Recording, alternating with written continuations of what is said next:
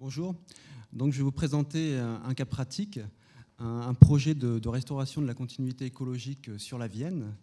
Alors donc c'est une démarche qui a été initiée il y a 2 ans, qui est en cours encore actuellement, qui est une démarche partenariale qui concerne un ouvrage privé qui se trouve exactement à Lussac-les-Châteaux et qui s'appelle le seuil du moulin de Mazerolles, et donc qui associe à la fois le propriétaire de l'ouvrage, mais également des collectivités, des associations, des services de l'État et des partenaires financiers. Alors donc je vais vous présenter le contexte de cette opération et son organisation en insistant, comme le précise le titre, sur le rôle joué par l'EPTB Vienne dans le cadre de la mobilisation des acteurs. Alors avant d'entrer dans le vif du sujet, je vais resituer le contexte de cette opération dans le cadre général d'intervention des EPTB à l'échelle nationale. Donc, sur le territoire national, les EPTB occupent à peu près 60% de la superficie. Ils ont donc un rôle d'animation, de coordination qui est rappelé dans la circulaire de 2009. Et donc à ce titre, un certain nombre d'EPTB ont développé sur leur territoire des politiques en faveur de la restauration de la continuité écologique, donc sur des territoires qui sont cohérents par rapport à ce type de thématique. Alors les modes opératoires sont variables d'un EPTB à l'autre. Un certain nombre d'établissements privilégient par exemple des interventions directes en maîtrise d'ouvrage. D'autres privilégient une assistance, conseil auprès des maîtres d'ouvrage. Et donc c'est le cas de l'EPTB Vienne. Alors le territoire d'intervention, donc c'est le bassin de la Vienne, la Vienne étant un affluent de la Loire. Donc, pour vous situer un petit peu le contexte, donc la Vienne est administrativement est répartie sur 3 régions, donc la région Limousin sur l'amont du bassin, la région Poitou-Charentes et la région Centre. Donc, sur ce territoire, il existe également 2 SAGE, le SAGE Clin, donc en région Poitou-Charentes, qui est en cours d'élaboration actuellement, et le SAGE Vienne, qui apparaît en vert clair sur la carte, qui est approuvé depuis 2006. Donc pour zoomer un peu sur le territoire qui nous intéresse plus particulièrement, c'est-à-dire l'aval du bassin, donc sur cette portion, la Vienne est un cours d'eau classé au titre de l'article L432-6 du Code de l'environnement. Donc à ce titre, l'ensemble des ouvrages présents sur ce tronçon auraient dû être aménagés pour favoriser la libre circulation piscicole à l'horizon 2000. Donc on va voir 10 ans plus tard ce qu'il en est, donc dans une diapo suivante. Alors les espèces qui sont concernées, les espèces piscicoles migratrices qui sont concernées sur la Vienne sont l'anguille, les aloses, les lamproies, la truite de mer et le saumon atlantique. Alors ces espèces sont suivies sur la Vienne au niveau de la station de comptage de Châtellerault par l'OGRAMI. Il faut savoir que historiquement la Vienne est un bassin relativement propice à l'accueil des poissons migrateurs. On estime qu'à la fin du 19e, début du 20e siècle, un tiers de l'ensemble des saumons du bassin de la Loire s'orientait sur la Vienne. Et donc aujourd'hui, on recense beaucoup de lamproies, par exemple, ou d'aloses depuis ces quelques dernières années. Et même si on note un léger déclin là, ces toutes dernières années, donc en 2009-2010, donc un suivi sur une plus longue période permettra de voir l'évolution réelle. Alors, la situation au regard des ouvrages sur la Vienne est la suivante. Alors, on a parlé d'un seuil juste avant, dans l'intervention précédente. Il s'agit du seuil de Maison Rouge. Alors, effectivement, c'est une opération marquante sur la Vienne. Ce seuil a été arasé en 1999 dans le cadre de la mise en œuvre du plan Loire Grandeur Nature 1. C'était d'ailleurs une opération phare du plan Loire. Donc le seuil en question était un seuil EDF important de 3,80 m de hauteur qui bloquait à la fois l'accès à la Vienne supérieure, mais également à la Creuse, qui est l'influent principal de la Vienne, et à la Gartempe, qui est un affluent de la Creuse, donc qui se trouve en rive droite de la Vienne. Et donc empêcher notamment la remontée des espèces telles que les saumons. Et aujourd'hui, ces affluents font l'objet d'un plan de restauration du saumon. Alors sur la Vienne, l'ouverture de ce barrage, l'arasement de ce barrage a permis de libérer un accès jusqu'à l'ouvrage qui se trouve juste en amont, qui est le barrage de Châtellerault, donc qui est un barrage très ancien qui a subi de nombreuses modifications et qui a bénéficié en 2004 de la création d'une passe à poissons, donc passe à bassins successifs, donc qui a permis là encore d'ouvrir un linéaire. Et donc cette passe à poissons a été couplée à la construction d'une station de comptage, donc la station gérée par l'Ogramy. Alors le linéaire donc, nous a amené jusqu'à quelques communes en amont, jusqu'aux communes de Bonneuil. Oui, d'accord. Jusqu'aux communes de Bonneuil-Matour, donc où là 2 seuils ont été équipés récemment d'une passe à poissons. Donc de la même façon, une passe à poissons à bassins successifs. Donc il s'agit de 2 seuils privés qui ont été aménagés donc, sous la maîtrise d'ouvrage d'un syndicat, le syndicat Rive-Vienne. Alors c'est une opération importante sur la Vienne, puisqu'elle a permis d'ouvrir un linéaire de 40 km jusqu'au prochain obstacle, donc le seuil de Lussac-les-Châteaux, donc le seuil qui mobilise aujourd'hui toute notre attention, donc qui constitue encore actuellement donc un point dur pour la remontée des poissons.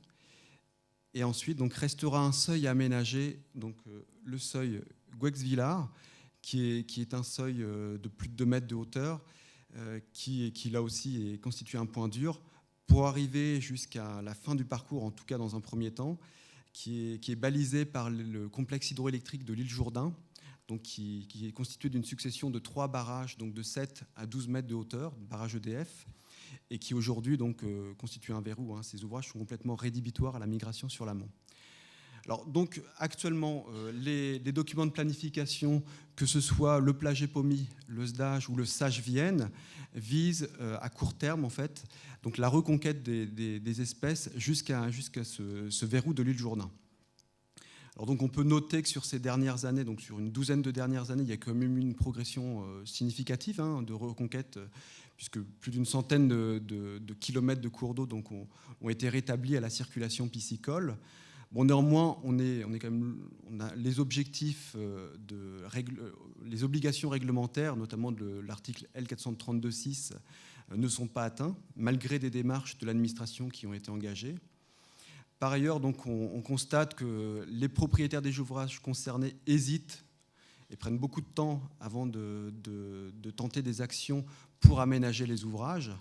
De la même façon, les syndicats de rivières qui interviennent sur ces secteurs donc, hésitent aussi à intervenir, puisque ce sont quand même des opérations complexes. La Vienne, sur ces tronçons-là, représente plus de 100 mètres de largeur, des opérations coûteuses également.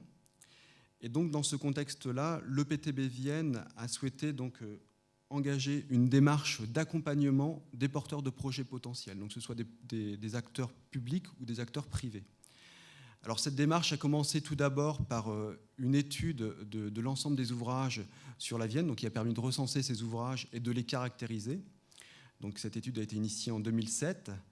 À partir de cette étude, une analyse multicritère a été opérée sur chaque ouvrage, donc avec des critères tels que les enjeux, tels que la situation géographique des ouvrages par exemple, et a permis d'isoler un certain nombre d'ouvrages stratégiques sur le territoire. Et ensuite, donc, pour ces ouvrages stratégiques, des démarches sont opérées auprès des propriétaires des ouvrages, donc directement par l'établissement.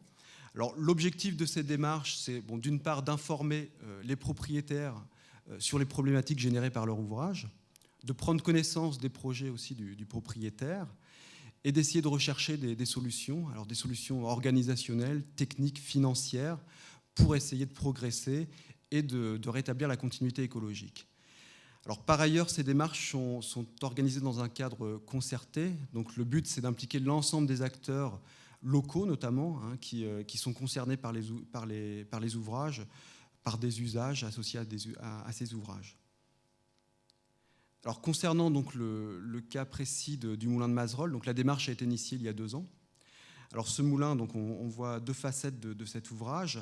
C'est un seuil qui représente une longueur de 110 mètres, qui représente également 1,10 m de hauteur, qui est dans un état moyen.